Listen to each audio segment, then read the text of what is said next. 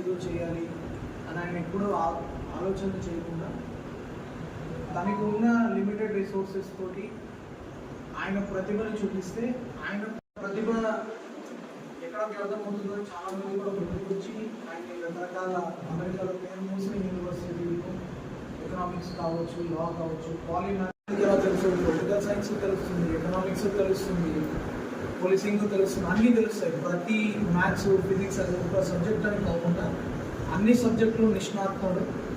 అట్లాగే కాన్స్టిట్యూషన్ కూడా ఏదో ఒక కాన్స్టిట్యూషన్ని బేస్ చేసుకొని కాపీ కొట్టడం కాకుండా ప్రపంచంలోనే అన్ని కాన్స్టిట్యూషన్లు వడపోసి దాంట్లో ఉన్న బెస్ట్ కాన్స్టిట్యూషన్ని మనకి తయారు చేసి ఇవ్వడం జరిగింది.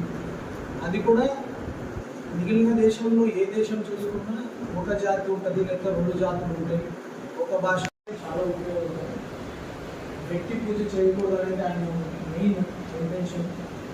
ఆ విలువల గురించి పోవాలన్నది మనతో గుర్తుపెట్టుకొని మన స్థాయిలో మనం ఎట్లా ప్రజలకు సేవ చేస్తాం. ఎప్పుడు చెప్తున్నాను, ఒక రోల్ మోడల్ అయిన ఒక సీనియర్ ఆఫీసర్ చెప్తారు, అట్లాంటి సమాజాన్ని కట్టి ఒక కాన్స్టిట్యూషన్ కింద ఉంచడం అంటే మాటలు కాదు. ఒక పేపర్ మీద ఆయన నేతృత్వంలో తయారు చేసిన కాన్స్టిట్యూషన్ ఇవాళ ఎన్నో దేశాలు విడిపోయి రకరకాల సమస్యలు ఉన్నా కూడా ఒక భారతదేశం ప్రపంచాన్ని శాసించే స్థాయికి వెళ్తుందంటే దానికి మూల కారణం ఈయన రచించిన కాన్స్టిట్యూషన్, ఆయన జీవితంలో కూడా అనుసరించిన విలువలు కావచ్చు. డాక్టర్ అంబేద్కర్ ఒరిజినల్గా ఏ విలువలు అయితే